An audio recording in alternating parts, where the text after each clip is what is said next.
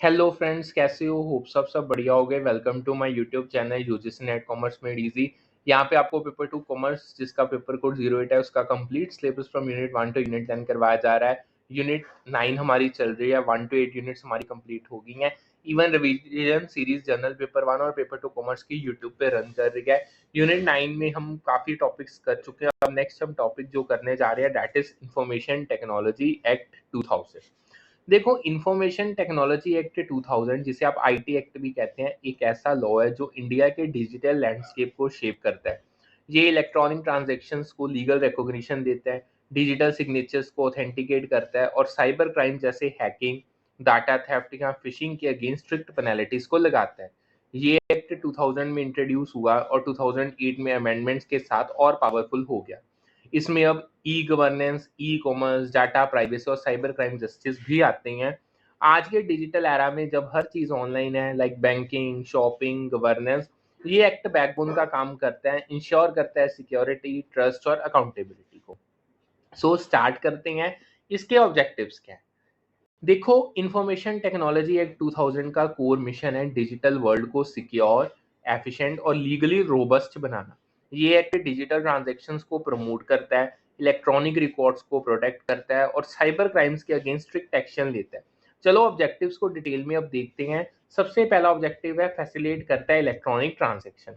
Act का पहला गोल है इलेक्ट्रॉनिक ट्रांजैक्शंस को legally valid banana by giving them legal recognition to electronic records और digital signatures। यानी इलेक्ट्रॉनिक रिकॉर्ड्स और डिजिटल सिग्नेचर्स दोनों को लीगल रिकॉग्निशन देता है। ये e governance, like online tax filing होगी, ई कॉमर्स, ऑनलाइन आप शॉपिंग जो करते हो, और डिजिटल कम्युनिकेशन जो आपके ई कॉन्ट्रैक्ट्स है ये उनको बूस्ट करता है। एग्जाम्पल अगर दूं तो अमेजोन पे ऑनलाइन ऑर्डर करो और डिजिटल सिग्नेचर से पेमेंट कंफर्म करो, ये आईटी एक्ट के अंदर वैलिड है। सेकेंड मेन ऑब्जेक्टिव है सिक्योरिटी इंश्योर कर रहा है और ऑथेंटिकेशन करता है इलेक्ट्रॉनिक रिकॉर्ड्स की। एक्ट इलेक्ट्रॉनिक रिकॉर्ड्स की सिक्योरिटी और इंटेग्रिटी को इंश्योर करता है। उनको ये अब होता है कैसे है, by protecting them against unauthorized access और डिजिटल सिग्नेचर्स को ऑथेंटिकेशन ये प्रोवाइड करता है। ये इंश्योर करता है कि डिजिटल डाटा टैम्पर्ड या हैक्ड ना हो। एग्जाम्पल अगर दूं, एक बैंक का ई रिकॉर्ड यानी जो कस्टमर ट्रांजैक्शंस का रिकॉर्ड है वो सिक्योर होना चाहिए और डिजिटल सिग्नेचर उसकी ऑथेंटिसिटी को कंफर्म करते हैं। तीसरा मेन ऑब्जेक्टिव आता है प्रिवेंट साइबर क्राइम्स। एक्ट का तीसरा बड़ा ऑब्जेक्टिव है साइबर क्राइम्स को डेटर और एड्रेस करना बाय डिफाइनिंग ऑफेंसेस और setting up legal framework investigation और प्रोसिक्यूशन पर्पस लिए। ठीक है, अब ये डिफेंसिव आपके ऑफेंसेस कैसे हैं, लाइक हैकिंग या डाटा थेफ्ट हो सकते हैं। ये डिजिटल वर्ल्ड को सेफ बनाता है और यूजर्स और बिजनेसेस के लिए। ठीक है, अगर एग्जांपल दूं, अगर कोई हैकर आपका बैंक अकाउंट हैक करे, आईटी एक्ट के अंदर उसको पनिश किया जा सकता है। ठीक है, अब बात आती है what issues does the IT act tackle, की इश्यूज करने जा रहे हैं। देखो, आईटी एक्ट 3 मेजर इश्यूज को एड्रेस करता है जो डिजिटल वर्ल्ड के लिए क्रिटिकल है। अब इनको समझते हैं। पहला आता है legal recognition of electronic documents. Act electronic documents को लीगल स्टेटस देता है, उनको इक्विवेलेंट टू फिजिकल डॉक्यूमेंट्स बनाता है। ये ई रिकॉर्ड्स और डिजिटल सिग्नेचर्स को लीगली बाइंडिंग बनाता है। ई रिकॉर्ड्स जैसे आपकी पीडीएफ या ई कॉन्ट्रैक्ट्स हो गए। एग्जाम्पल अगर दूं, एक ई कॉन्ट्रैक्ट जो डिजिटल सिग्नेचर के साथ साइंड है कोर्ट में वैलिड माना जाता है। Second, offences and contraventions. Act cyber crimes जैसे hacking, data theft, identity theft और अनऑथराइज्ड एक्सेस को डिफाइन करता है और इनके लिए पेनल्टीज को सेट करता है। ये डिजिटल सिस्टम्स को के मिसयूज को भी प्रिवेंट करता है। एग्जाम्पल अगर दूं, कोई तुम्हारा ईमेल हैक करे, ये आईटी एक्ट के अंदर ऑफेंस है। तीसरा, justice dispensation system for cyber crimes. Act एक जस्टिस सिस्टम सेट करता है फॉर साइबर क्राइम्स। इसमें इन्वेस्टिगेशन मैकेनिज्म्स क्या रहेंगे, एडजडिकेटिंग ऑफिसर्स कौन है और साइबर अपीलेट ट्रिब्यूनल कौन होगा। ये इंश्योर करता है कि साइबर क्राइम विक्टिम्स को जस्टिस मिले। एग्जाम्पल अगर दूं, एक साइबर स्टॉकिंग केस में पुलिस आईटी एक्ट के अंदर इन्वेस्टिगेट करती है और केस ट्रिब्यूनल में जाता है। नेक्स्ट आती हैं इसकी की प्रोविजंस। देखो, आईटी एक्ट के प्रोविजंस डिजिटल वर्ल्ड को रेगुलेट करने के लिए पावरफुल टूल्स देते हैं। ये ई रिकॉर्ड्स को लीगलाइज करते हैं, साइबर क्राइम्स को पनिश करते हैं और डाटा प्राइवेसी को प्रोटेक्ट करते हैं। अब इनको हम समझते हैं। की प्रोविजंस में सबसे पहले आता है legal recognition of electronic record, section number 4। IT act electronic records और डिजिटल सिग्नेचर्स को लीगल रिकॉग्निशन देता है उनको ट्रीट देम करता है on par with paper documents और फिजिकल सिग्नेचर्स। ये ई ट्रांजैक्शंस जैसे आपकी ऑनलाइन बैंकिंग, ई कॉन्ट्रैक्ट्स और ई गवर्नेंस जैसे आधार को इनेबल करता है। रिकॉग्नाइज्ड एरियाज अगर इसके देखें, इलेक्ट्रॉनिक बुक्स ऑफ अकाउंट्स, देखो बैंक्स ई रिकॉर्ड्स मेंटेन कर सकते हैं फॉर ट्रांजैक्शन जो फुली वैलिड है आईटी एक्ट के अंदर। अब आगे चलते हैं, नेक्स्ट बात करें इलेक्ट्रॉनिक कॉमर्स की, तो ई कॉमर्स ट्रांजैक्शन जैसे फ्लिपकार्ट पे आप ऑर्डर्स कर रहे हो ये लीगली बाइंडिंग होते हैं। इलेक्ट्रॉनिक सिग्नेचर्स आ जाते हैं, डिजिटल सिग्नेचर फिजिकल सिग्नेचर के बराबर होते हैं ऑथेंटिकेशन के पॉइंट ऑफ व्यू से, ठीक है जी। अगर एग्जांपल दूं, एसबीआई का ई अकाउंट लेजर कोर्ट में वैलिड है as per IT act. Second main चीज आती है ऑफेंसेस एंड पेनल्टीज सेक्शन 65 से लेकर 78 तक। देखो एक्ट साइबर क्राइम्स को डिफाइन करता है और इनके लिए पेनल्टीज प्रिस्क्राइब करता है। इसमें इम्प्रिजनमेंट और फाइन्स दोनों आ जाते हैं। अब जो की ऑफेंसेस हैं उसमें सबसे पहला अनऑथराइज्ड एक्सेस, कंप्यूटर सिस्टम्स या नेटवर्क्स में बिना परमिशन के घुसना। सेकंड हैकिंग, डाटा या सिस्टम्स को डैमेज या मैनिपुलेट करना। फिर आइडेंटिटी थेफ्ट होता है, किसी और के डिजिटल आइडेंटिटी का मिसयूज करना लाइक पासवर्ड और आईडीज का। फिर distribution of obscene content, offensive या इलीगल कंटेंट को ऑनलाइन स्प्रेड करना। एग्जांपल अगर दूं, अगर कोई तुम्हारा पेटीएम अकाउंट हैक करे आईटी एक्ट के अंदर उसको जेल हो सकती है। तीसरी मेन चीज आती है data protection and privacy section 43A and 72A। देखो आईटी एक्ट पर्सनल डाटा और प्राइवेसी को प्रोटेक्ट करने के लिए रूल्स देता है, specially sensitive personal data like आपकी बैंक डिटेल्स, आपके हेल्थ रिकॉर्ड्स। एंटिटीज हैंडलिंग, जो एंटिटीज ये इस तरीके के डाटा को हैंडल करती हैं उनको सिक्योरिटी मेजर्स इंप्लीमेंट करने और कॉन्फिडेंशियलिटी मेंटेन करने की ऑब्लिगेशन होती है। अगर एग्जांपल दूं, एक हॉस्पिटल पेशेंट डाटा लीक करे आईटी एक्ट के अंदर पेनल्टी फेस कर सकता है। फिर आता है digital signatures and certifying authorities section 35 to 39। देखो एक्ट डिजिटल सिग्नेचर्स के लिए लीगल फ्रेमवर्क देता है और सर्टिफाइंग अथॉरिटीज एस्टैब्लिश करता है जो डिजिटल सर्टिफिकेट्स इशू करती हैं। डिजिटल सिग्नेचर्स ई रिकॉर्ड्स की ऑथेंटिसिटी और इंटीग्रिटी को इंश्योर करते हैं। एग्जाम्पल अगर तुम ई फाइलिंग के लिए डिजिटल सिग्नेचर यूज करो टैक्स रिटर्न के लिए, ये आईटी एक्ट के अंदर वैलिड है। अब आता है साइबर एपिलेट ट्रिब्यूनल सेक्शन 48 से 64। जो साइबर एपिलेट ट्रिब्यूनल है एक्ट के, जो साइबर एपिलेट ट्रिब्यूनल इस्टेब्लिश करता है जो एडजुडिकेटिंग ऑफिसर्स के ऑर्डर के अगेंस्ट अपील सुनते हैं। ये साइबर डिस्प्यूट्स और ग्रीवेंसेस के लिए डेडिकेटेड फोरम को डेवलप करते हैं, उसको बनाते हैं, या कह लो ये आपको एक फोरम देते हैं। अब इसमें एक याद रखो, देखो अब साइबर एपिलेट ट्रिब्यूनल के functions national company law appellate tribunal यानी एनसीएलएटी या अदर कोर्ट्स हैंडल करते हैं पोस्ट रीस्ट्रक्चरिंग। एग्जाम्पल अगर दूं, एक कंपनी डाटा ब्रीच पेनल्टी के अगेंस्ट ट्रिब्यूनल में अपील करती है। अब बात आती है what are cyber crimes and their penalties. देखो साइबर क्राइम्स डिजिटल वर्ल्ड के क्राइम्स है जो कंप्यूटर सिस्टम्स, नेटवर्क्स या डाटा को टारगेट करते हैं। आईटी एक्ट इनको डिफाइन करता है और स्ट्रिक्ट पेनल्टीज लगाता है ताकि डिजिटल स्पेस सेफ रहे। अब इनको हम डिटेल में समझते हैं कि साइबर क्राइम्स में सबसे पहला आता है अनऑथराइज्ड एक्सेस, बिना परमिशन के कंप्यूटर सिस्टम्स या नेटवर्क्स में घुसना। एग्जाम्पल अगर दूं, अगर कोई तुम्हारा ईमेल अकाउंट हैक करे without consent. Second data theft आता है, सेंसिटिव डाटा का वो चुराना, इसमें लाइक आपकी बैंक डिटेल्स, आपके पासवर्ड्स हो गए। अगर एग्जांपल दूं, एक हैकर कंपनी डाटाबेस से कस्टमर डाटा को स्टील करता है।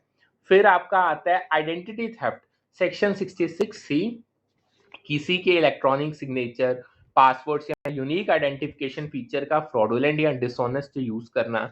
पेनल्टी क्या है इसमें, इंप्रिजनमेंट हो सकती है 3 साल तक और फाइन 1 लाख तक इम्पोज किया जा सकता है। अगर एग्जांपल दूं, कोई तुम्हारा Aadhaar card link digital signature misuse करे सेक्शन 66C के अंदर उसको पनिशमेंट मिलेगी।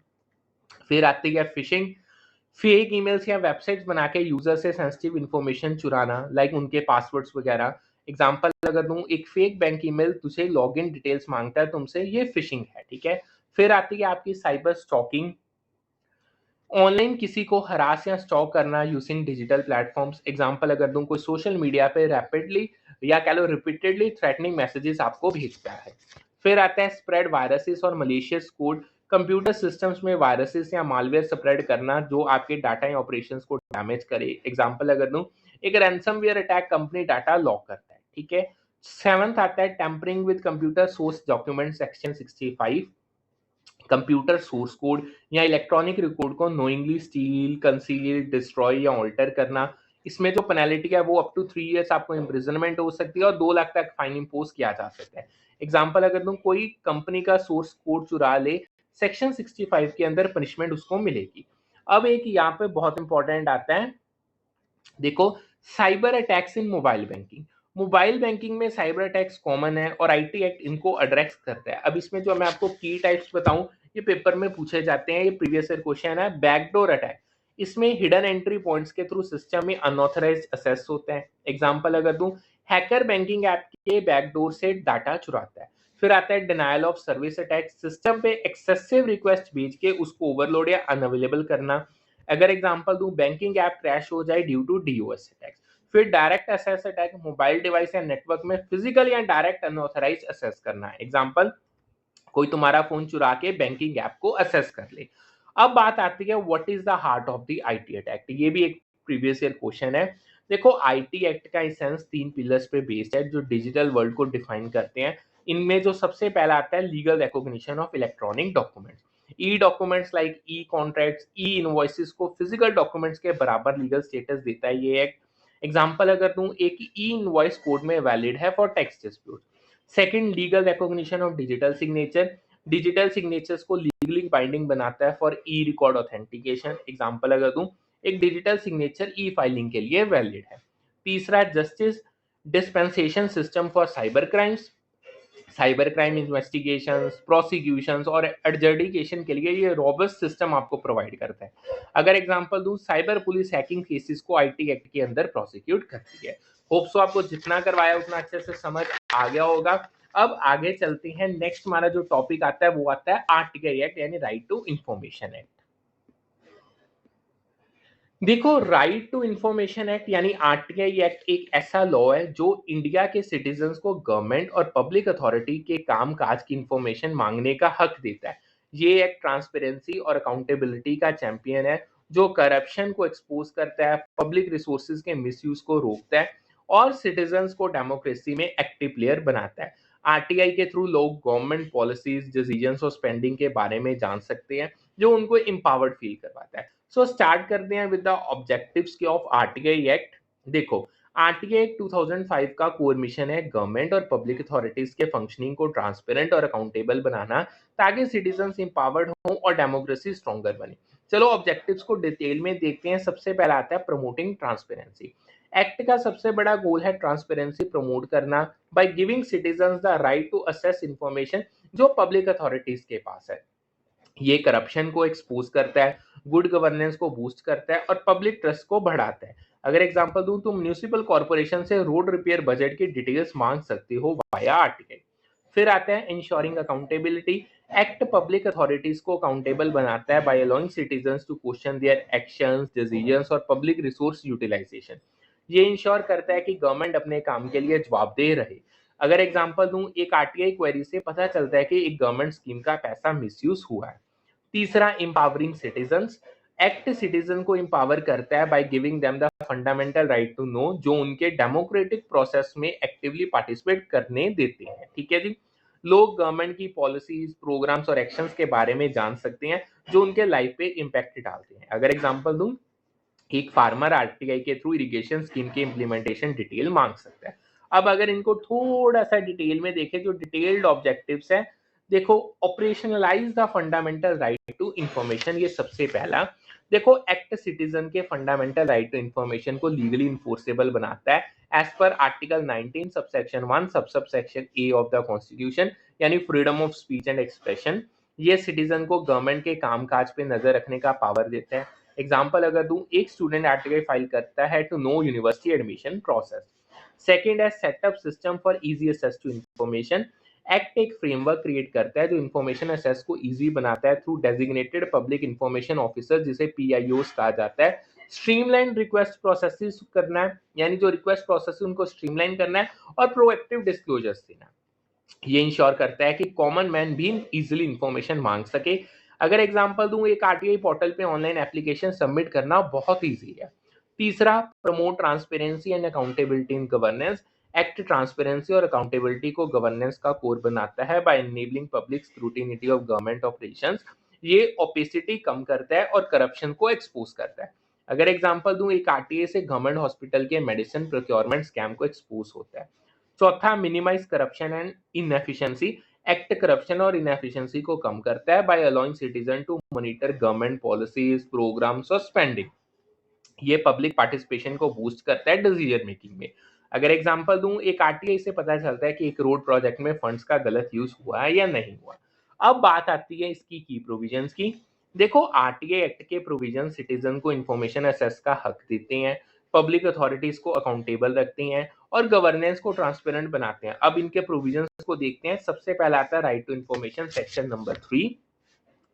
आरटीआई एक्ट हर सिटीजन को इंफॉर्मेशन एक्सेस का राइट देता है फ्रॉम पब्लिक अथॉरिटीज, बस सब्जेक्ट टू रीजनेबल रेस्ट्रिक्शंस जो हैं। सिटीजन एक रिटर्न एप्लीकेशन यानी RTI form designated public information officer को सबमिट करते हैं। एग्जांपल, तुम रेलवे डिपार्टमेंट से ट्रेन प्रोजेक्ट डिटेल आरटीआई के थ्रू मांग सकते हो। Second, obligations of public authority, section 4 and section 5। इसको देखते हैं। देखो, पब्लिक अथॉरिटीज को रिकॉर्ड्स मेंटेन करने और सिटीजन को इंफॉर्मेशन एक्सेस में असिस्टेंस देनी होती है। हर अथॉरिटी को पब्लिक इंफॉर्मेशन ऑफिसर और असिस्टेंट पीआईओस अपॉइंट करने होते हैं जो आरटीआई रिक्वेस्ट रिसीव और रिस्पॉन्ड करते हैं with in a specified time, usually 30 दिन।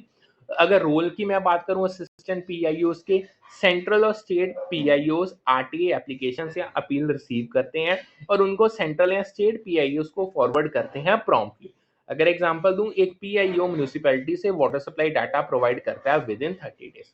फिर आता है disclosure of information, section number 4। Public authorities को सर्टेन इंफॉर्मेशन प्रोएक्टिवली डिस्क्लोज करनी होती है थ्रू वेबसाइट्स, नोटिस बोर्ड्स और पब्लिकेशन। इसमें डिटेल्स आ जाती हैं उनके फंक्शंस, पावर्स, पॉलिसीज, प्रोग्राम्स और फाइनेंशियल ट्रांजैक्शन के रिगार्डिंग। अगर एग्जांपल दूं, एक गवर्नमेंट डिपार्टमेंट अपनी वेबसाइट पे एनुअल बजट को पब्लिश करता है। फिर आती हैं कुछ एग्जाम्पशन सेक्शन 8 के अंदर जो आती हैं। देखो, एक्ट सर्टेन इंफॉर्मेशन को एग्जम्प्ट करता है from disclosure if it falls under specific categories. अब उनकी बात करें तो सबसे पहला, ब्रीच ऑफ प्रिविलेज। इंफॉर्मेशन जो पार्लियामेंट या स्टेट लेजिस्लेचर के प्रिविलेज को ब्रीच करे वो एग्जम्प्टेड है। Confidential foreign information, foreign government से कॉन्फिडेंशियलिटी में रिसीव्ड की हुई इंफॉर्मेशन एग्जम्प्टेड है। पर्सनल प्राइवेसी, पर्सनल इंफॉर्मेशन जो पब्लिक एक्टिविटी या इंटरेस्ट से अनरिलेटेड हो। एग्जाम्पल अगर दूं, एक RTI request for PM's personal travel details reject हो सकती है अंडर प्राइवेसी एक्सम्पशन। फिफ्थ आती है appeals and complaints, section 19 to 20। देखो, अगर आरटीआई रिक्वेस्ट डिनाइड हो या 30 डेज में रिस्पॉन्स ना मिले, सिटीजन अपीलेट अथॉरिटी के पास फर्स्ट अपील फाइल कर सकता है विद इन 30 डेज। अगर फर्स्ट अपील से भी सेटिस्फेक्शन ना मिले, सेकंड अपील सेंट्रल या स्टेट इंफॉर्मेशन कमीशन के पास जाती है विद इन 90 डेज। अगर एग्जांपल दूं, एक आरटीआई एप्लीकेंट को स्कूल फंडिंग डिटेल्स नहीं मिलती, वो इंफॉर्मेशन कमीशन में अपील करता है। सिक्स्थ आता है इंफॉर्मेशन कमीशन यानी section 12 to section 18। Act central information commission CIC और state information commission SIC establish करता है to enforce RTI provisions. Commissions appeal सुनती हैं, डिस्प्यूट्स का एडजुडिकेट करती हैं, पेनल्टीज इंपोज करती हैं और पब्लिक अथॉरिटीज को डायरेक्टिव्स देती हैं। ठीक है, एग्जांपल अगर दूं, सीआईसी एक पीआईओ को फाइन करता है for delaying RTI response. Next आता है penalties and remedies, section number 20। Act PIOs पे पेनल्टीज इंपोज करता है जो इन्फॉर्मेशन प्रोवाइड नहीं करते विद इन टाइम, फॉल्स या मिसलीडिंग इन्फॉर्मेशन देते हैं। पेनल्टी अप टू 25,000 रुपीज पर वायलेशन की जा सकती है इंपोज। एक्ट सिटीजन को कॉम्पेंसेशन भी देता है if they suffer due to wrongful denial of information. अब बात आती है what are the key operational details. देखो, आरटीआई एक्ट के कुछ प्रैक्टिकल एस्पेक्ट्स हैं जो इसको यूजर फ्रेंडली और इफेक्टिव बनाते हैं। अब इनको समझते हैं। देखो, सबसे पहले आता है response time, section number 7। Public authority को आरटीआई एप्लीकेशन के 30 दिन के अंदर इंफॉर्मेशन प्रोवाइड करनी होती है from the date of receipt. Exceptions हैं, लाइफ या लिबर्टी रिलेटेड अर्जेंट रिक्वेस्ट को 48 आवर्स में एड्रेस करना होता है। थर्ड पार्टी इंफॉर्मेशन के केसेस में एक्स्ट्रा टाइम लग सकता है। इसमें एक चीज याद रखो, स्टेटमेंट थी reply can be given within 30 days, technically incorrect है। Reply must be given within 30 days unless exempted, ये उन्होंने पेपर में पूछा था। एग्जाम्पल अगर दूं, एक आरटीआई हेल्थ डिपार्टमेंट से हॉस्पिटल फंडिंग डिटेल्स मांगता है, रिस्पांस 30 दिन में मिलता है। फिर second, nominal application fee, section number 7। RTI application के साथ एक नॉमिनल फी यूजली 10 रुपए सेंट्रल या स्टेट अथॉरिटीज को पे करनी होती है except for below poverty line applicants जिनको फी एग्जम्पशन मिलती है। एडिशनल फीस डॉक्यूमेंट कॉपीज या इंस्पेक्शन के लिए हो सकती है। अगर एग्जांपल दूं, एक सिटीजन 10 रुपए फी के साथ आरटीआई फाइल करता है फॉर स्कूल इंफ्रास्ट्रक्चर डाटा। तीसरा, डेफिनेशन क्या इंफॉर्मेशन की, सेक्शन 2 सबसेक्शन एफ। देखो, एक्ट के अंदर इंफॉर्मेशन का ब्रॉड डेफिनेशन है, इसमें एनी रिकॉर्डेड डाटा या material accessible by public authorities आता है, like log books, chronological records of events activities, for example जो गवर्नमेंट व्हीकल लॉग्स हो गए, सर्कुलर्स आ जाते हैं, ऑफिशियल इंस्ट्रक्शंस या डायरेक्टिव जो सर्कुलेट किए जाते हैं इंटरनली और publicly, data in electronic form, E records, data basis, email file, सब कुछ आ जाता है। अगर एग्जांपल दूं, एक आरटीआई से पुलिस स्टेशन के लॉगबुक डिटेल्स मांगे जा सकते हैं, ठीक है। अब बात करते हैं बाउंड्रीज क्या आरटीआई एक्ट की, ये बहुत इंपॉर्टेंट है।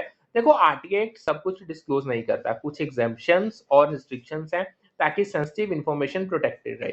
साथ ही कुछ एंटिटीज आरटीआई के अंदर इंफॉर्मेशन मांगने के एलिजिबल नहीं होते। अब इनको देखते हैं। एग्जम्पशन सेक्शन 8 सबसेक्शन 1 के अंदर सबसे पहले ब्रीच ऑफ प्रिविलेज, इंफॉर्मेशन जो पार्लियामेंट या स्टेट लेजिस्लेचर के प्रिविलेज को ब्रीच करे वो डिस्क्लोज नहीं होती। एग्जांपल, पार्लियामेंट्री कमेटी के इंटरनल डिस्कशंस एग्जम्प्ट होते हैं। Second, confidential foreign information, foreign government से कॉन्फिडेंशियलिटी में रिसीव की हुई इंफॉर्मेशन एग्जम्प्ट है। Example, India US diplomatic talks के डिटेल्स आरटीआई के अंदर नहीं मिलेंगे। तीसरा, पर्सनल प्राइवेसी, पर्सनल इंफॉर्मेशन जो पब्लिक एक्टिविटी या इंटरेस्ट से अनरिलेटेड हो वो एग्जम्प्ट है, अनलेस पब्लिक इंटरेस्ट आउटवे करता है प्राइवेसी कंसर्न्स को। अगर एग्जांपल दूं, एक ऑफिसर का पर्सनल फोन नंबर आरटीआई से नहीं मिलेगा। अब बात आती है इन एलिजिबल एंटिटी सेक्शन 3 के अंदर, यानी जो इंफॉर्मेशन मांग ही नहीं सकते। देखो, आरटीआई एक्ट ओनली सिटीजन को इंफॉर्मेशन एक्सेस का राइट देता है। फॉलोइंग एंटिटीज एलिजिबल नहीं होते, जिनमें सबसे पहला है कॉर्पोरेशंस, लीगल एंटिटीज लाइक जैसे आपकी कंपनी आरटीआई फाइल नहीं कर सकती, एसोसिएशंस, एनजीओ या सोसाइटीज आरटीआई के अंदर इंफॉर्मेशन नहीं मांग सकते, कंपनीज, पब्लिक या प्राइवेट कंपनीज आरटीआई राइट्स नहीं मांग सकते, लीगल एंटिटीज, ट्रस्ट हो गए, पार्टनरशिप हो गए, ये आरटीआई के अंदर इंफॉर्मेशन मांगने के लिए एलिजिबल नहीं है। अगर एग्जांपल दूं, एक company government contract details RTI से नहीं मांग सकती, लेकिन उसका एम्प्लॉय एज अ सिटीजन मांग सकता है, ठीक है। अब बात आती है how does the third party information work, ये भी बहुत इंपॉर्टेंट है। देखो, आरटीआई में अगर इंफॉर्मेशन थर्ड पार्टी से रिलेटेड है या उनके द्वारा कॉन्फिडेंशियली दी गई है तो एक्ट एक स्पेसिफिक प्रोसेस देता है अंडर सेक्शन 11 सबसेक्शन 1। अब इसको समझते हैं। देखो, सबसे पहला आता है थर्ड पार्टी नोटिस। जब PIO third party info disclose करने का इंटेंड करता है और थर्ड पार्टी ने इसका ऑब्जेक्शन किया है, पीआईओ को रिटर्न नोटिस देना होता है to the third party within 5 days of receiving the RTI request. फिर रिप्रेजेंटेटिव विंडो, थर्ड पार्टी को 10 दिन मिलते हैं to make a representation to PIO explaining why the information should not be disclose, like for example commercial confidentiality या privacy, कोई भी कारण हो सकता है। अगर एग्जांपल दूं, एक आरटीआई गवर्नमेंट कॉन्ट्रैक्ट के डिटेल्स मांगता है जो एक प्राइवेट कंपनी ने दिए, कंपनी को 10 दिन मिलते हैं to argue against disclosure. Hope so आपको जितना करवाया उतना अच्छे से समझ आ गया होगा। सो करते हैं सेक्शन यहीं पे wind up. Do like, subscribe and share the channel. आपको कंप्लीट सिलेबस करवाया जा रहा है। तो मिलते हैं फिर with a new session with a new set of topics. Thank you.